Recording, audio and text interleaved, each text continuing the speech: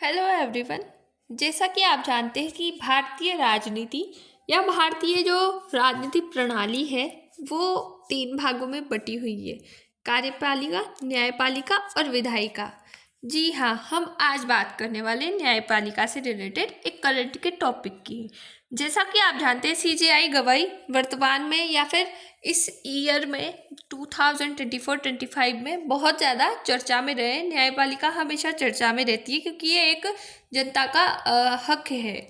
उसी के साथ हम आज बात करेंगे एक ऐसी ही न्यूज़ की, न्यायपालिका की सीमाएं और सहयोग की आवश्यकता। जी हाँ, आप सही सुन रहे हैं। सीजेआई गवाही का इस पे क्या दृष्टिकोण है, तो इसका एक इंट्रोडक्शन लेंगे अपन कि हाल ही में भारत के मुख्य न्यायाधीश न्यायमूर्ति गवई ने कहा है कि न्यायपालिका के पास न तो तलवार की ताकत है और न ही धन की ताकत। जब तक कार्यपालिका शामिल नहीं होगी, न्यायपालिका के लिए पर्याप्त बुनियादी ढांचा और कानूनी शिक्षा प्रदान करना कठिन है। जी हाँ, इन सबका इम्प्लीमेंटेशन एक दूसरे के ऊपर डिपेंड करता है क्योंकि न्यायपालिका किसी न किसी की तरह कार्यपालिका पर और कार्यपालिका किसी न किसी तक विधायिका, ये तीनों की जो है आपसी सहयोग की इनको आवश्यकता होती है। एक दूसरे पे डिपेंडेंसी है, पर ये स्वतंत्र रूप से कार्य करने के लिए अक्षम है या सक्षम है। ये कथन न्यायपालिका की सीमाओं और चुनौतियों को उजागर करता है। तो न्यूज़ क्या है आखिरकार, हमें ये जानना होगा। तो न्यायपालिका के पास न तो तलवार की ताकत है और न ही शब्दों की, सीजेआई गवाही ने ये कहा है।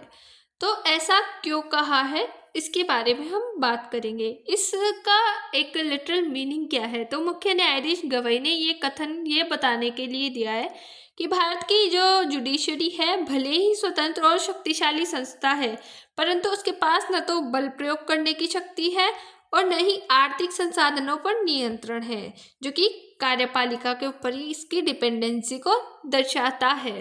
तलवार की ताकत, इसका अर्थ है प्रशासनिक या कार्यकारी शक्ति की। न्यायपालिका केवल निर्णय दे सकती है, लेकिन उन निर्णयों को लागू जो इम्प्लीमेंट कराने का अधिकार है वो एक्सिक्यूटिव के पास होता है, यानी कि कार्यपालिका के पास होता है। उदाहरण के लिए अगर बात करें हम, तो अगर अदालत किसी अधिकारी को दंडित करती है तो उसे गिरफ्तार करने का काम पुलिस करती है, जो कि कार्यपालिका के अंतर्गत आता है। धन की ताकत, इसका अर्थ है कि वित्तीय या बजट संबंधी नियंत्रण। न्यायपालिका का अपना बजट नहीं होता है, उसे वित्तीय सहायता सरकार के माध्यम से ही मिलती है, यानी कि जो कार्यपालिका है उसके माध्यम से ही मिलती है। उदाहरण की बात करें तो अदालतों की इमारतें, जो टेक्निकल सुविधाएं हैं, न्यायाधीशों की नियुक्ति आदि के लिए धनराशि कार्यपालिका से ही इनको फंडिंग मिलती है, जो न्यायपालिका है उसको। भारत का सर्वोच्च न्यायालय, इसके बारे में आज हम विस्तृत जानकारी प्राप्त करने वाले। तो भारत की न्यायपालिका संविधान की तीसरी शाखा है। इसका मुख्य कार्य न्याय की रक्षा और संविधान की सर्वोच्चता बनाए रखना है। ये नागरिकों के मौलिक अधिकारों की सुरक्षा करती है। संविधान के अनुच्छेद 124 से 147 तक जो हमारी न्यायपालिका है उसके प्रावधान किए गए हैं कि उसको क्या क्या काम करना है, कैसे कैसे इम्प्लीमेंट करना है और क्या काम हो सकते हैं। तो स्ट्रक्चर ऑफ इंडियन जुडिशरी, जैसे कि आप देख रहे हैं, सबऑर्डिनेट कोर्ट, फिर डिस्ट्रिक्ट कोर्ट, फिर हाई कोर्ट, फिर सुप्रीम कोर्ट, ऐसे आता है। इनका एक पिलर बना हुआ है। उसी के साथ भारत में 3 स्तरों की न्यायपालिका है, जैसे कि सर्वोच्च न्यायालय राष्ट्रीय स्तर पर होता है, उच्च न्यायालय राज्य स्तर पर होता है, जिला या अधीनस्थ न्यायालय स्थानीय स्तर की होती है। इसकी स्थापना कब हुई थी? इसकी स्थापना 1950 28 जनवरी को हुई थी। इसका जो स्थापना का स्थान था वो कहाँ था? तो एनसीआर यानी कि दिल्ली में हुई थी, नई दिल्ली में। संविधान के अनुच्छेद 124 से 147 तक इसमें प्रावधान किए गए हैं कि न्यायपालिका क्या क्या सहयोग होंगे हमारी राजनीति में या व्यवस्था में। देश की सर्वोच्च न्यायिक संस्था है ये, इस पे जनता का विश्वास टिका हुआ होता है। भारत की स्वतंत्रता यानी कि 1947 के बाद संविधान सभा ने देश के लिए एक सर्वोच्च न्यायिक संस्था की परिकल्पना की। पहले भारत में फेडरल कोर्ट कार्यरत था 1937 से 1950 तक, यानी कि ब्रिटिश रूल से 1950 तक यहाँ पर ये कोर्ट हुआ करता था, ब्रिटिश रूल ने चलाया था। 1950 में संविधान लागू होने के बाद उसी की जगह सर्वोच्च न्यायालय की स्थापना की गई। तो इसकी जो संरचना है वो क्या है, तो एक मुख्य न्यायाधीश इसमें होता है, अधिकतम 33 अन्य न्यायाधीश होते हैं। तो कुल मिलाकर यहाँ पे 34 न्यायाधीशों की नियुक्ति या इनका जो है काम होता है। इनकी नियुक्ति राष्ट्रपति द्वारा की जाती है। इनकी जो निवृत्ति है उसकी आयु 65 ईयर ओल्ड है। नियुक्ति और हटाने की प्रक्रिया, इसकी बात करें तो हम सॉरी संवैधानिक आधार क्या मानते हैं, यानी कि किस अनुच्छेद के अंतर्गत प्रावधान है कि जो ये हमारे जस्टिस है उनकी नियुक्ति की जाएगी या उन्हें हटाया जाएगा। तो अनुच्छेद 124 के अंतर्गत सर्वोच्च न्यायालय के न्यायाधीशों की नियुक्ति की प्रक्रिया बताता है। नियुक्ति करने वाला प्राधिकारी भारत के राष्ट्रपति होते हैं, यानी कि वो करते हैं। कॉलेजियम सिस्टम के अंतर्गत नियुक्ति होती है। कॉलेजियम सिस्टम पे बहुत बार सवाल उठाया गया है। जो कॉलेजियम सिस्टम है उसमें शामिल कौन कौन होते हैं, तो भारत के मुख्य न्यायाधीश जो चीफ जस्टिस ऑफ इंडिया है यानी कि CJI, तथा 4 वरिष्ठतम न्यायाधीश। कॉलेजियम न्यायाधीशों के नामों की सिफारिश राष्ट्रपति को भेजता है। राष्ट्रपति उनकी नियुक्ति की औपचारिक स्वीकृति प्रदान कर देते हैं।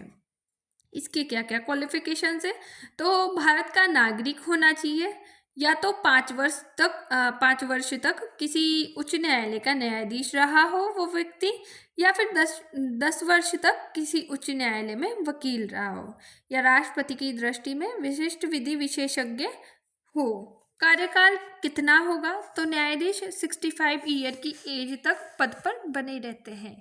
अब इनके हटाने की प्रक्रिया क्यों जरूरी है, क्योंकि अगर किसी ने जो न्यायाधीश है उसने घूस ले ली, रिश्वत ले ली, तो जनता का विश्वास कमजोर होता है।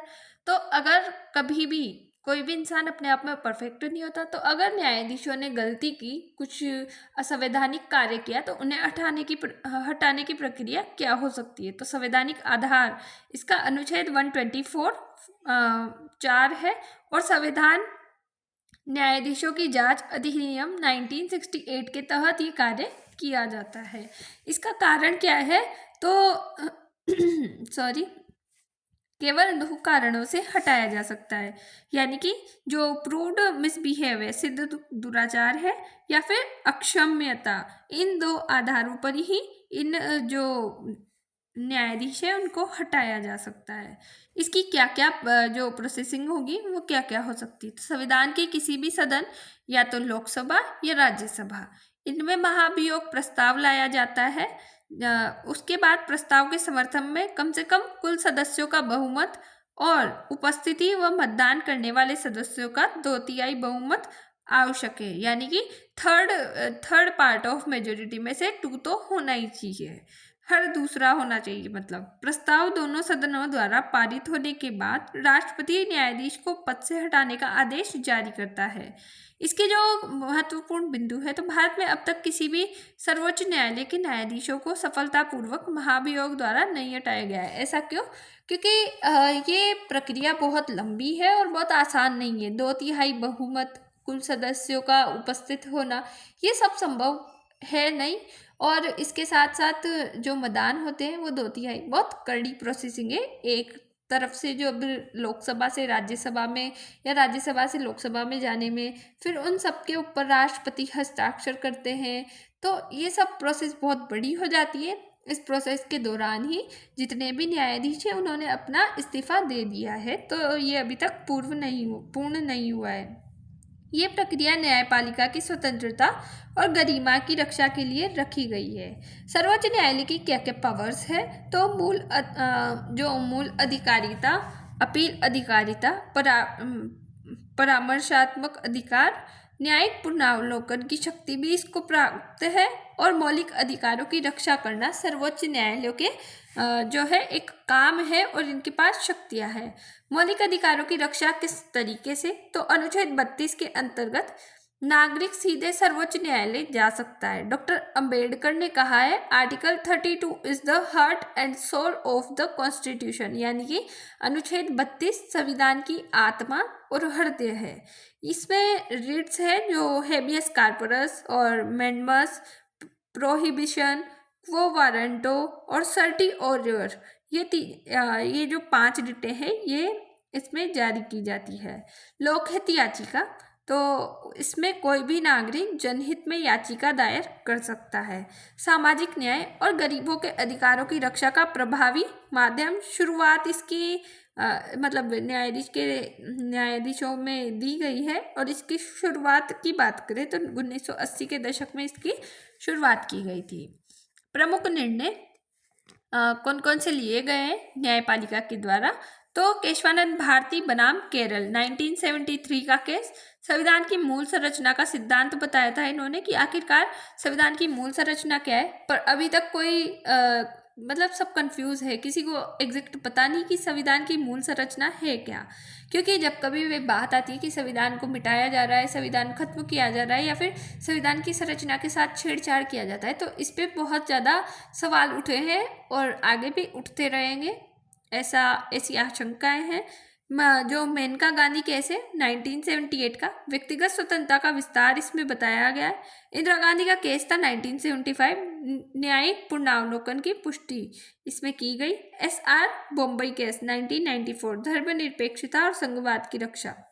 सर्वोच्च न्यायालय की क्या भूमिका है, तो संविधान का संरक्षक, नागरिक अधिकारों का रक्षक, विधायिका और कार्यपालिका पर सर्वोच्च न्यायालय नियंत्रण रखता है, न्यायिक स्वतंत्रता का प्रतीक है, लोकतंत्र की रीढ़ सर्वोच्च न्यायालय को कहा जाता है।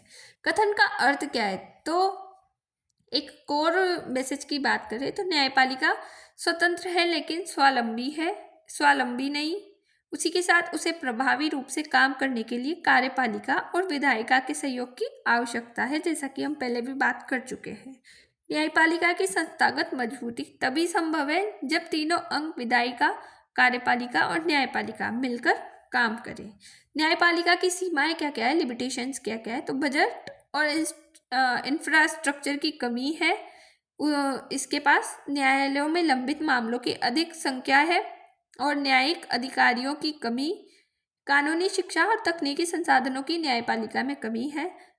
कार्यपालिका पर वित्तीय और प्रशासनिक निर्भरता यहाँ पे हमें देखने को मिलती है।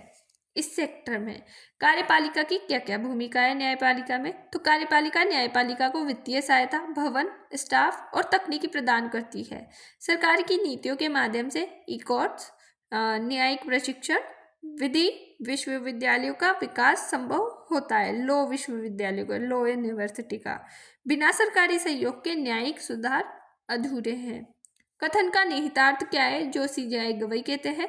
CJI का ये कथन तीनों अंगों यानी कि विधायिका, कार्यपालिका, न्यायपालिका के बीच सहयोग की आवश्यकता को दर्शाता है। स्वतंत्रता का अर्थ अलगाव नहीं बल्कि समन्वय और साझेदारी है। Strong judiciary needs strong institutional support.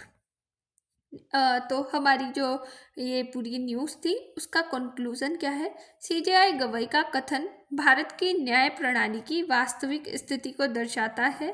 न्यायपालिका स्वतंत्र है परंतु कार्यपालिका के सहयोग के बिना सशक्त नहीं बन सकती। लोकतंत्र की स्थिरता के लिए तीनों स्तंभों का संतुलन और सहयोग आवश्यक है। ऐसे देखा जाए तो जो हमारी पूरी व्यवस्था है, संसदीय दंडात्मक प्रणाली है, उसमें 4th पिलर जो हमारी मीडिया है उसका काम है कि वो इन सब चीज़ों को उजागर करे कि वास्तविक स्थिति है क्या हमारी गवर्नमेंट्स की।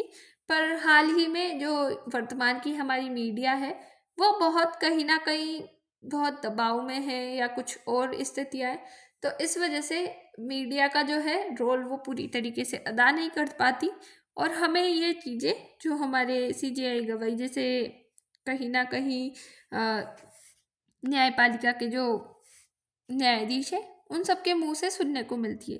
तो आज की हमारी न्यूज़ यही खत्म होती है। I hope you understand. मिलते हैं नेक्स्ट वीडियो में, तब तक के लिए बाय। Thanks for watch.